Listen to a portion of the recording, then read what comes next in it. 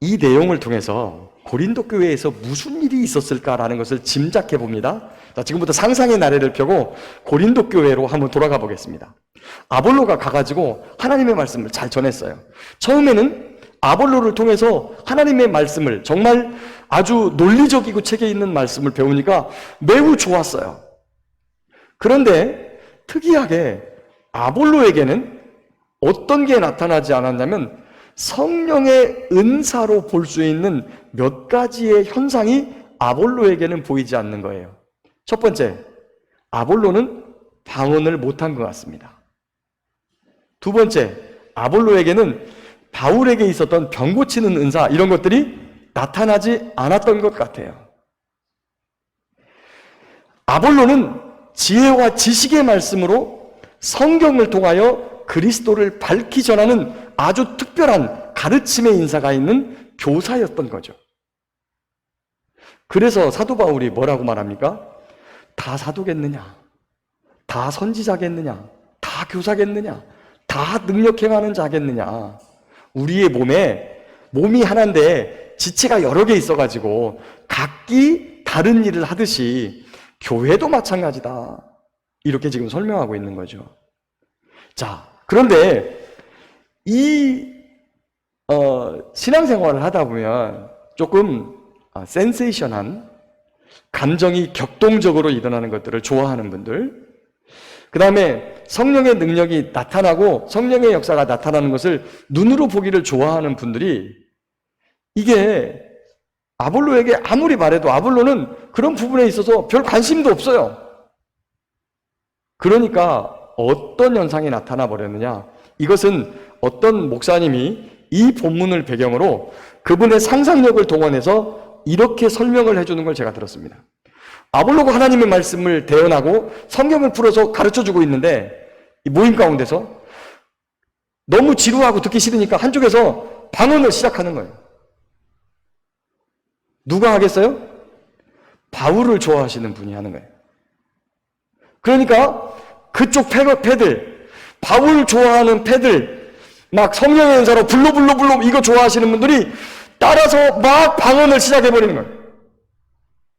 공중 예배에서. 그러니까 아볼로가 말씀을 전할 수 없어요. 처음에는 이것을 한 번, 두 번쯤 이야기를 했었는데 시간이 지나갈수록 점점 더 격화되어서 아볼로가 말씀을 전하려고만 하면 방언을 통해서 그것들을 방해하게 되는 거예요. 그래서 교회의 예배가 아주 무질서하게 되었는데, 그 중에서도 특히 어떤 분이 주축인 것으로 예측이 되느냐, 여자분이었던 것으로 예측이 됩니다. 그 부분은 33절 후반에서부터 모든 성도가 교회에서 함과 같이 여자는 교회에서 잠잠하라 하면서 아마도 사건의 중심이었던 인물들, 그분들이 하나님의 성령을 통한 방언의 역사, 그리고 예언이나 이런 것들을 받았다고 말하는 그런 분들이 그 일을 주동했던 것으로 이렇게 보입니다. 그래서 그래서 33절에 보니까 하나님은 무질서의 하나님이 아니시오 오직 화평의 하나님이십니다. 공적 예배는 질서 있게 하고, 그런 방언 기도는 혼자 있을 때 누가 통역해주는 사람이 있어서 진짜 하나님의 성령이 임하셔서 예언을 하는 자리. 여러분, 우리가 그 빌립 집사의 따님들 아시죠? 그분들은 전부 다 예언하는 분들이었어요. 성령이 임하시면 그분들이 성령의 말하게 하심을 따라서 무엇인가 쏟아놔요. 근데 그 일이 그대로 이루어져요. 사도행전에서 보면 글라우디오 황제 때에 큰 흉년이 들렸고라고 말하니까 진짜 그런 일이 있었잖아요. 그래서 교회로 하여금 미리 준비하게 하고 덕을 세우게 하는 이러한 일들이 필요한데, 무엇 때문에? 자기 마음에 안 드니까 그것을 방해하려고 오히려 그렇게 했었다고 하는 겁니다. 그래서 성령의 은사에 대한 부분을 잘 정리해가지고 이렇게 해야 된다라고 사도 바울이 잘 우리에게 가르쳐 주었습니다. 과거에는 성령의 은사를 사모해서 정말 많이 기도를 했었죠. 그리고 성령의 은사는 사모하는 분에게 옵니다. 간절히 기도하고 구하는 자에게 옵니다. 여러분, 저와 여러분에게 병든 자에게 손을 얹고 기도하면 낫는 은혜가 있기를 간절히 바라고 소망합니다. 이게 하루아침에 이루어지지 않아요. 특이하게 병이 걸려가지고 간절히 하나님 앞에 고쳐달라고 막 매달리는 사람이 있거든요. 근데 병 고침을 하나님의 능력으로 고침받고 나면 놀랍게도 그분 안에 뭐가 와요? 병 고침의 은사가 따라오는 경우가 많아요. 이건 뭐 거의 대부분 그렇습니다. 왜 그럴까요? 하나님께 간절히 기도하니까 하나님이 내 병을 고쳐주셨다라고 하는 확신과 믿음이 생기는 거예요. 그러니까 내가 다른 사람의 병을 위해서도 하나님의 말씀을 붙들고 기도하면 하나님이 반드시 고쳐주신다. 이러한 믿음이 있거든요. 그래서 기도하는 거예요. 그렇게 믿음을 갖고 자꾸 기도하다 보면 기도하니까 병이 낫거든? 그러면 믿음이 더 커지는 거예요. 그래서 그 믿음을 따라서 특이한 하나님의 은혜가 그 안에 찾아오게 되는 겁니다. 귀신을 쫓아내게 되는 경우도 마찬가지입니다. 여러분 어렸을 때부터 굉장히 무서움을 많이 타는 사람들이 있어요. 그런 사람들이 영적인 세계를 깨닫고 하나님이 모든 것의 주인이시구나 라고 하는 사실을 딱 깨닫고 나면 우리에게 두려움을 주는 모든 영들에 대해서 하찮게 느껴져요. 그 다음부터 별거 아닌 것처럼. 이거를 경험해보지 못한 사람은 사실은 귀신 하면 굉장히 두려움을 갖게 되거든요. 왜냐면 보이지도 않지. 그 다음에 내가 전혀 생각지 못한 부분에 나를 찔러대지. 그러니까 이 귀신을 두려워하는 경향이 있어요. 그런데 하나님의 주권적인 능력과 권세를 믿음으로 가지고 있는 사람은 귀신이라든가 이런 영들이 별로 안 무서워요. 왜 그러냐면 우리가 무슨 능력이 있거나 우리가 무슨 경건이 있어서 귀신이 가는 게 아니라 뭐가 능력이 있어요? 예수 그리스도 그 이름의 권세와 능력이 있어서 심지어 신실하게 주님을 따라가지 않던 사람들도 예수님의 이름으로 이렇게 기도하니까 낫더랴. 그래가지고 그걸 따라하는 사람들이 있었다고 사도행전에 말을 해요. 그리고 이런 일이 실제로 일어난다니까요. 제자들이 가가지고 우리를 따르지 않았으므로 우리가 말렸습니다. 예수님이 뭐라고 말씀하셨어요? 하나님의 능력을 맛보고 즉시로 돌아서서 하나님을 부인할 자가 없으니 내둬라. 이렇게 말씀하셨어요. 저와 여러분들이 간절한 마음으로 사모하면 하나님의 은혜와 능력이 따라오는 줄 믿습니다. 자, 그런데 방언에 대한 부분이 오늘 소개되고 있는데 특별히 한국교회가 한 교단의 영향력 때문에 기도원 강아지 3년이면 방언을 한다는데 어떻게 믿는 사람이 방언을 못하냐 그래가지고 마치 방언을 해야 성령을 받은 것처럼 이렇게 오해하는 경향을 띠고 있었습니다. 자, 그러면 방언이 오늘 보니까 사도 바울은 방언이 못 알아듣는 지방 사투리나 다른 나라 외국 언어예요. 그 방언을 우리가 믿지 않는 사람들 앞에서 막 하면 믿지 않는 사람들이 너희를 미쳤다 하지 않겠느냐. 그 방언을 통역하고 그리고 그 자리에서 하나님의 말씀을 대언하는 예언의 능력을 가지게 되면 그 사람들이 들어왔을 때, 믿지 않는 사람들이 들어왔을 때 하나님의 권세와 능력을 보고 두려워할 것이 아니냐라고 설명을 합니다. 자, 방언을 보면 방언이 어렸을 때는 어떤 방언을 합니까? 자신도 무슨 말인지 잘 못 알아듣는 말을 해요. 이게 시간이 지나가서 기도에 계속 깊이 들어가고 하나님께 간절히 구하면 그 다음에 어떤 현상이 나타나냐면 내 기도가 어떤 내용일 것이다. 방언을 말하는데 그 방언이 무슨 내용일 것이다 라고 하는 부분이 마음에 와요.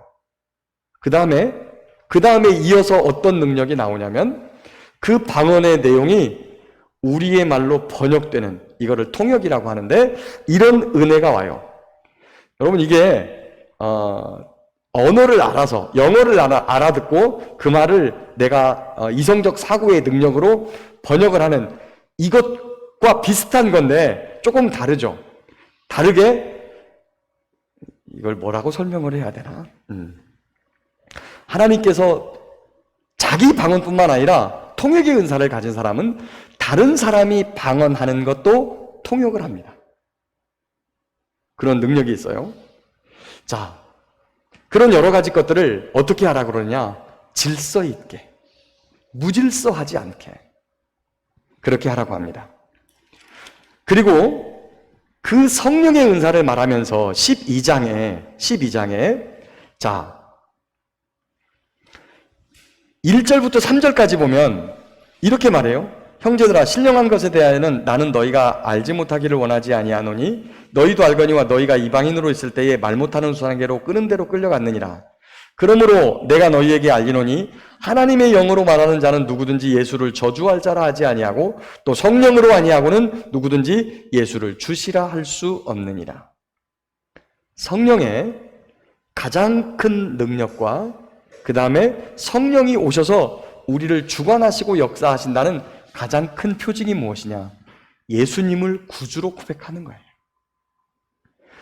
은사가 나타나는 어떤 것이 아니라 무슨 방언을 말하고 예언을 말하고 병 고치는 능력을 말하기 이전에 가장 먼저 성령이 우리 안에 오셨다라고 하는 가장 큰 표징은 예수 그리스도를 나의 주님, 나의 하나님으로 고백하게 한다는 사실이에요.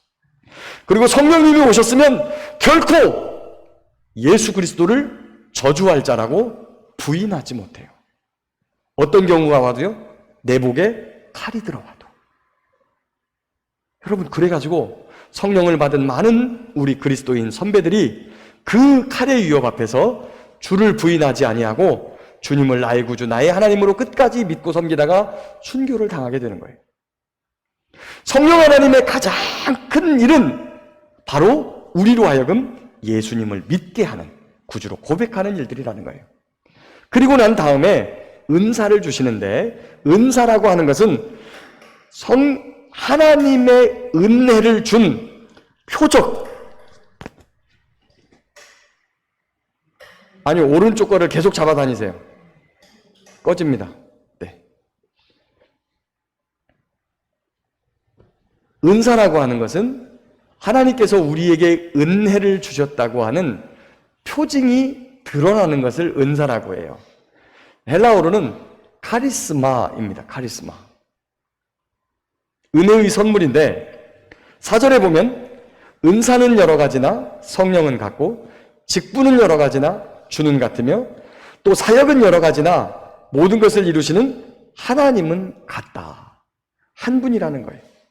그래서 그 한 분 하나님이 8절에 어떤 사람에게는 성령으로 지혜의 말씀을, 어떤 사람에게는 같은 성령으로 지식의 말씀을, 다른 사람에게는 같은 성령으로 믿음을, 어떤 사람에게는 한 성령으로 병 고치는 은사를, 어떤 사람에게는 같은 성령으로 능력 행함을, 어떤 사람에게는 한 성령으로 예언함을, 어떤 사람에게는 같은 성령으로 영들 분별함을, 어떤 사람에게는 같은 성령으로 방언 말함을, 그리고 방언 통역함을 주신다라고 합니다.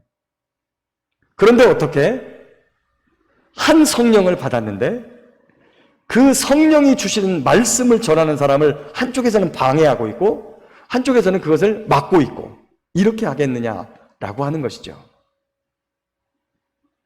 자, 이러한 맥락 속에 우리가 잘 아는 고린도전서 13장이 그 가운데 박혀 있어요. 자, 제가 왜 고린도전서 13장을 읽지 않았냐?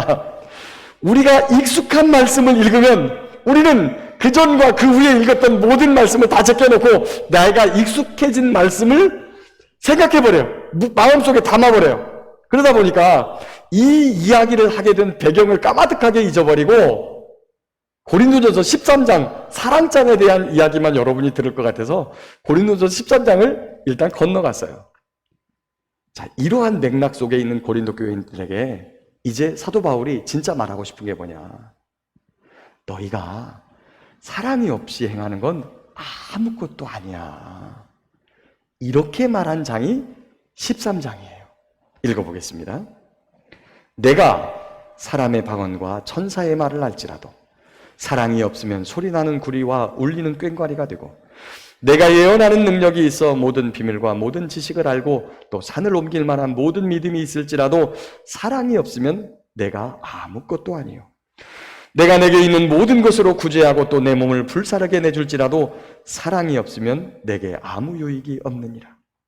사랑은 오래 참고, 사랑은 온유하며, 사랑은 시기하지 아니하며, 사랑은 자랑하지 아니하며, 사랑은 교만하지 아니하며, 사랑은 무례히 행하지 아니하며, 사랑은 자기의 유익을 구하지 아니하며, 사랑은 성내지 아니하며, 사랑은 악한 것을 생각하지 아니하며, 사랑은 불의를 기뻐하지 아니하며, 사랑은 진리와 함께 기뻐하고, 사랑은 모든 것을 참으며, 사랑은 모든 것을 믿으며, 사랑은 모든 것을 바라며, 사랑은 모든 것을 견디느니라.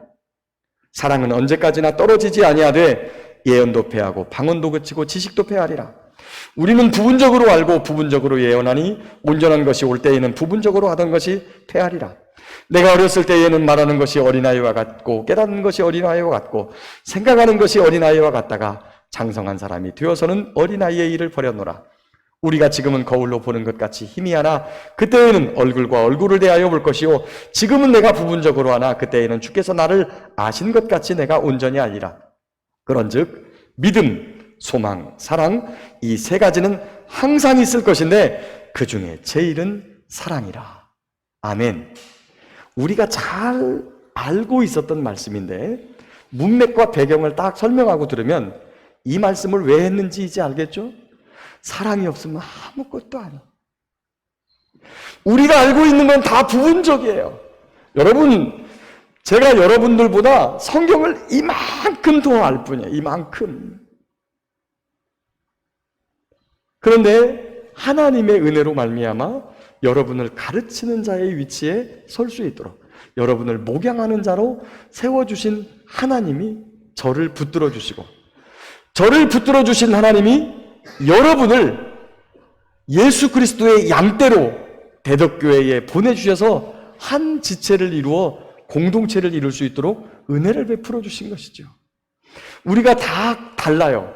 오늘 한 집사님께서 여러분 낮예배 때 등이 나간 것을 알고서 예배 시가 끝나고 나서 갈다가 전구가 없으니까 또 나중에 집에 가셔서 갖고 와가지고 지금 2개나 전구가 바꿔졌어요. 일부 예배 때 뒤에서 불이 깜빡깜빡 해가지고 제가 되게 예배하는데 방해가 됐는데 그거를 이렇게 고쳐주셨어요. 지체라는 것이 내가 잘 알고 내가 잘 할 수 있는 부분이 있는 거예요. 그것을 내가 사랑으로 하는 거예요. 사랑으로. 사랑이 없으면 어떤 봉사, 어떤 가르침, 어떤 목양, 어떤 충성도, 어떤 헌금도 아무 필요가 없어요. 사랑이 없으면 아무 소용이 없어요. 교회는 오직 사랑이어야 돼요. 그래서 오늘 우리가 아까 찬송 불렀죠. 196장. 성령의 은사를 내게 부어주사 사랑의 마음을 가지고 행하게 하옵소서. 거룩한 마음을 가지고 행하게 하옵소서. 세상 사람들은 교회의 가장 큰 특징이 사랑이라고 말하는데 정작 그 교회 안에 들어와 있는 우리는 사랑을 점점 잃어가고 있어요. 왜 잃어갑니까? 말세가 되면 모두가 힘이 들어요. 모두가 사랑하지 않아요. 그런데 성경은 저와 여러분에게 무엇을 말하느냐? 사랑이 선택입니까? 그리스도인에게 사랑이 선택이에요? 아닙니다. 그리스도인에게 사랑은 선택이 아니라 의무예요. 구약 성경에 보면 가알이라고 하는 단어가 나옵니다. 가알이라고 하는 단어. 이 단어가 룻기에서 무엇으로 쓰였냐? 기업물을 자로 이렇게 쓰여졌어요. 가알이라고 하는 단어가. 다른 데에도 기업물을 자라고 하는 번역이 되어 있고 일부는 무엇으로 번역을 했냐? 대속이라는 단어로 번역을 했습니다. 그런데 하나님께서 이 가알을 형제를 아무것도 없는 형제를 그를 위해서 기업을 다시 사가지고 돌려주어야 하는 이 가알을 형제된 자로서의 선택으로 보느냐 의무로 보느냐? 의무로 봐요. 그래서 예수님께서 아버지의 품을 떠나 우리에게로 오셔서 우리를 구원하시기 위하여 직접 내려오신 거예요. 그것이 책임이시기 때문에. 그리스도인에게 사랑은 책임입니다. 선택이 아닙니다. 어떻게 그렇게 할 수 있습니까? 예수님의 사랑을 받았으니까. 어떻게 용서할 수 있습니까? 예수님께 용서받았으니까. 예수님께서 우리에게 가르쳐 주신 주기도문 있죠? 그 주님 가르쳐 주신 기도문 그 다음에 마태복음에 보면 예수님이 한 번 더 이야기를 해요. 주기도문에 보면 우리가 우리에게 잘못을 한 사람을 용서해 준 것 같이 우리 주를 용서해 주십시오라고 우리가 기도를 했는데 그 기도를 가르쳐 주고 나서 바로 이어서 뭐라고 하냐면 예수님께서 너희에게 죄 지은 자를 용서해 주지 않으면 하늘의 아버지께도 너희 용서받을 생각하지 말아라. 이렇게 말씀해요. 그리스도인에게 용서와 사랑은 선택이 아닌 의무요 책임입니다. 세상 사람들은 불교하면 자비, 기독교하면 사랑 그렇게 윤리 시간에 가르쳐요. 기독교의 가장 큰 특징이 사랑이라고. 그런데 우리는 그 사랑을 아직도 선택하고 내가 할 수도 있고 안 할 수도 있는 것이라고 생각하는 그러한 마음들이 있다는 거죠. 말세의 징조 중에 하나입니다. 삶을 살기가 너무 힘들기 때문에. 그러나 여러분, 그럼에도 불구하고 우리를 그처럼 사랑하시는 그리스도 예수님의 그 사랑을 받은 자로 이 세상에 나아가서 내 이웃을 내 몸처럼 주님께서 우리를 사랑해 주신 것처럼 사랑하는 복된 믿음의 사람이 되어서 교회가 바로 사랑이라는 사실을 세상 많은 사람들에게 알려드리는 귀하고 복된 믿음의 삶을 사시기를 예수님의 이름으로 축복합니다. 또한 간절히 하나님께 기도하여 성령의 은사를 많이 얻으시고 사랑을 통하여 그것으로 병든 자에게 손을 얹어 기도해서 낫게 하고 어려움과 아픔 속에 있는 자들에게 소망과 그리고 희망을 줄 수 있는 믿음의 삶을 살아가는 저와 여러분들 되시기를 예수님의 이름으로 축복합니다.